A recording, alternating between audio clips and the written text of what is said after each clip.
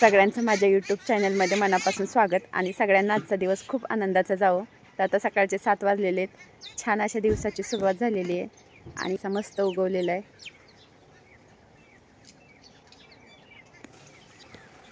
आणि आता आज बोकड कापायचे आहे, त्यासाठी भाऊ बोकड कापायला गेलेला आहे आणि बाकीची आई आहे ना ओला नारळ खिसतीये आणि बाकीच्या सगळ्या गोष्टी चालू आहेत। हे दोघं बोकड कापायला गेले होते, ते कापून आलेले आहेत बोकड आणि ते मटण चिरायला बसलेले आहेत आणि दोघांचं मटण चिरायचं चालू आहे। मटण बनवण्यासाठी आचारी बोलवलं होता, म्हणजे दरवेळेस आचारीच बनवतो, पण ह्यावेळेस आचारी आला नाही। अचानक काहीतरी झालं त्याच्यामुळे तो काय आला नाही, त्याच्यामुळे आता घरीच बनवायचं चालू आहे। आणि त्यासाठी आता हा कांदा चिरलेला आहे आणि 2-4 नारळी फोडून घेतलेले आहेत। ओल्या नारळाने भाजी छान होती, त्याच्यामुळे नारळी फोडून घेतलेले आहेत आणि आता ते भाजून घ्यायचे आहेत। आणि अजून ह्यांचं मटण चिरायचं चालू आहे। मटण भरपूर असल्यामुळे की नाही बोकड मोठं होतं, त्याच्यामुळे मटण चिरायचं चालू आहे आणि वडील इकडं चूल बनवून घेत आहेत। बोकडाची जत्रा करायचं हे सगळ्यांचं मिळून काम आहे आणि सगळे मिळून कामाला लागलेले आहेत आणि सगळ्यांची कामं चालू आहेत। आणि कांदा आता आकांक्षा भाजायला बसलेली आहे आणि मी आणि वनिता इथं हळद आणि मीठ बोकडाच्या मटणाला आता लावून घेतोय आणि जे आधीचं चिरलेलं मटण आहे त्याला हळद आणि मीठ लावून घ्यायचं चालू आहे आमचं। जत्रेसाठी ना आईनं गरम मसाला, धन्याची पावडर आणि नवीन तिखटही बनवून घेतलेले। तर आता आम्ही पहिल्यांदा मटणाला आहे ना हळद मीठ लावलं आणि त्यानंतर गरम मसाला, लसूण, खोबरं आणि कोथिंबिरीची पेस्ट असं हे सगळं लावून घेतलेलं आहे आणि सगळं व्यवस्थित असं लावलं, म्हणजे मटणाला व्यवस्थित सगळीकडे चोळून घेतलं, म्हणजे मटण भरपूर चविष्ट होतं, चांगलं छान। चूल आता पेटवली आणि चुलीवर पातेले ठेवले तापायला। पातेलं भरपूर जाड आहे त्यामुळे तापायला वेळ लागतो, त्याच्यामुळे पातेलं तापायला ठेवलेलं आहे।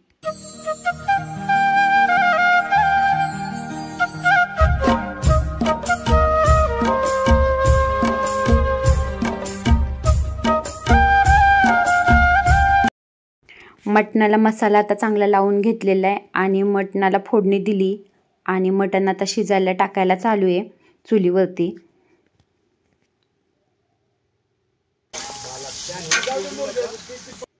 इकडं भातही शिजायला टाकलेलं आहे आणि पहिल्यांदा ना जिऱ्याची फोडणी दिली आणि त्या फोडणीमध्ये ना पाणी टाकलं आणि पाणी चांगलं खळखळ उकळून घेतलं आणि त्याच्यामध्ये मग आता हे धुतलेलं तांदूळ टाकलेलं आहे आणि भातही आता हा शिजायला टाकलेला आहे। उकळलेल्या पाण्यामुळे ना भात आता पटकन शिजेल।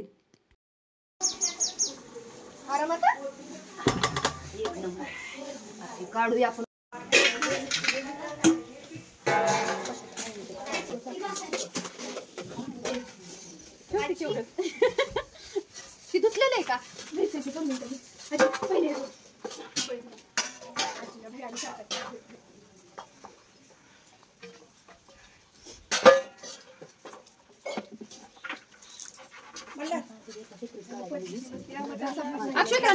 मटण आता शिजलेलं आहे आणि आता पातेल्यातनं काढायचं चालू आहे मटण। आणि फ्रायसाठी हा कांदा चिरलेला आहे, टोमॅटोची पेस्ट केलेली आहे आणि इथं हे सगळं साहित्य घेतलेले। ह्याच्यामध्ये हे लाल तिखट घेतलेले, कसुरी मेथी घेतलेली आहे, त्यानंतर मीठ मसाला घेतलेला आहे, मटन मसाला, शाही गरम मसाला एक घेतलेला आहे आणि ह्या पेस्ट आणलेल्या आहेत। बाकीच्या पेस्ट तयार केलेल्या आहेत पण हे विकतचंही आणलेलं आहे सगळं।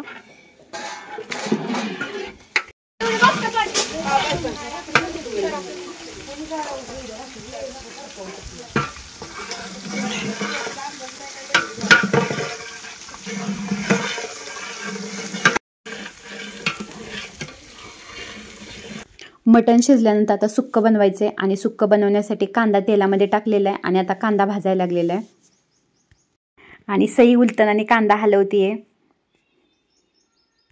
आता बाकीचे जे पेस्ट बनवले होते आणि विकतचे जे मसाले आणले होते ते सगळे तेलामध्ये टाकलेले आहेत आणि असं मस्त हलवून घ्यायला लागलेले आणि मस्त असा खमंग वास सुटलेला आहे सगळ्या मसाल्यांचा।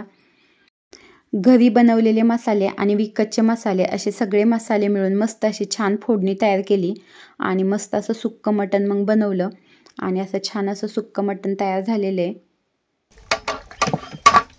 सुक्क मटण बनवलेल्या पातेल्यातून सुक्क मटण काढून घेतलं आणि ह्याच पातेल्यामध्ये मग मटणाचा रस्सा बनवला। सुक्कं मटण, मटणाचा रस्सा आणि भातही तयार झालेला आहे. आणि भाकरी बनवणाऱ्या मावशींनी ना मस्त चुलीवरती कडक अशा छान भाकरी बनवलेल्या आहेत आणि त्यांच्याही भाकरी तयार झालेल्या आहेत. इथं माईंनी कांदा, लिंबू सगळं चिरलेलं आहे आणि त्यामुळे आता पहिली पंगत बसवायची वेळ झालेली आहे. आणि पहिल्या पंक्तीसाठी आधी नैवेद्य दाखवायचा, म्हणजे ज्या देवाच्या नावाने बोकड कापलं होतं ते देवाला नैवेद्य दाखवून मग जेवायला बसायचं आहे.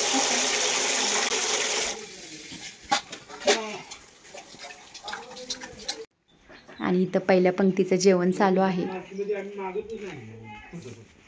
आणि पहिल्या पंक्तीचं जेवण झालं की मग लगेच बायकाही बसल्या, कारण दिवसभर भरपूर लोक येतात जेवायला.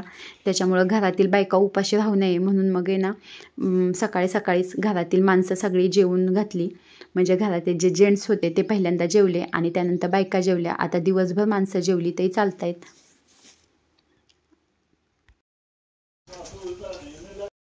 दुपारी जेवणं वगैरे झाल्यानंतर मी आता आली आहे शेतामध्ये. आणि वडिलांचं घरच म्हणजे शेतामध्येच आहे. आणि हे गव्हाचं पीक केलेलं आहे आणि साईडने आंब्याची झाडं वगैरे लावलेली आहेत अशी छान.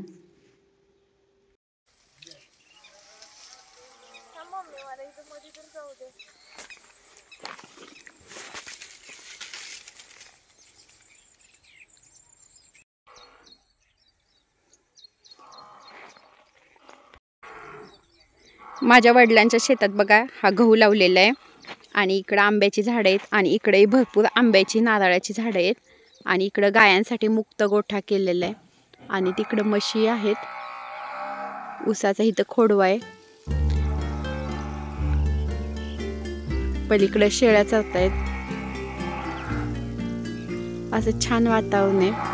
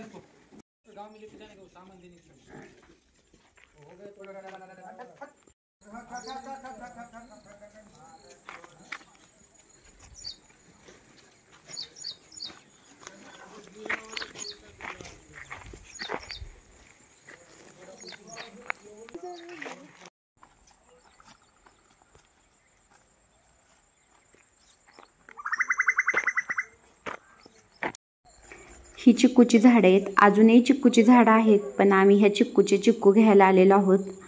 आणि चिक्कूच्या झाडावरती आता चढूनच चिक्कू काढावे लागतील, कारण चिक्कूची झाडं काय जास्त उंच नाही आहेत.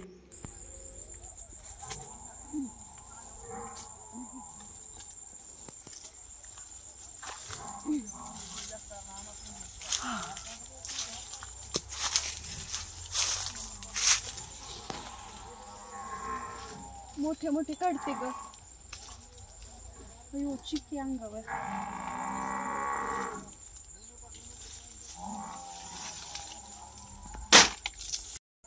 वडिलांकडे गाय आणि म्हशी आहेत भरपूर, त्याच्यामुळे हा घास सगळा केलेला आहे. आणि घासामध्ये चिक्कू आहेत, त्यामुळे आता आम्ही हे चिक्कू काढायला लागलेलो आहे. आणि आता आमचे हे चिक्कू असे काढून झालेले आहेत. एवढे चिक्कू काढलेले आहेत आणि प्लॅस्टिकची पिशवी आहे. आता टिकती का काय होती काय माहीत. आणि आता दोन्हीकडं दोघींनी धरून आता चिक्कू घेऊन आम्ही आता घरी चाललेलो आहोत.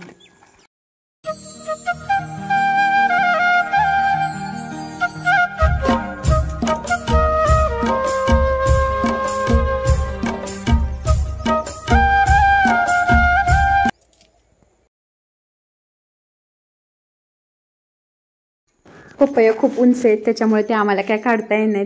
आणि शेवटी मी माधवला बोलवून आणलं आणि त्याच्याकडनं पपया काढून घेतल्या.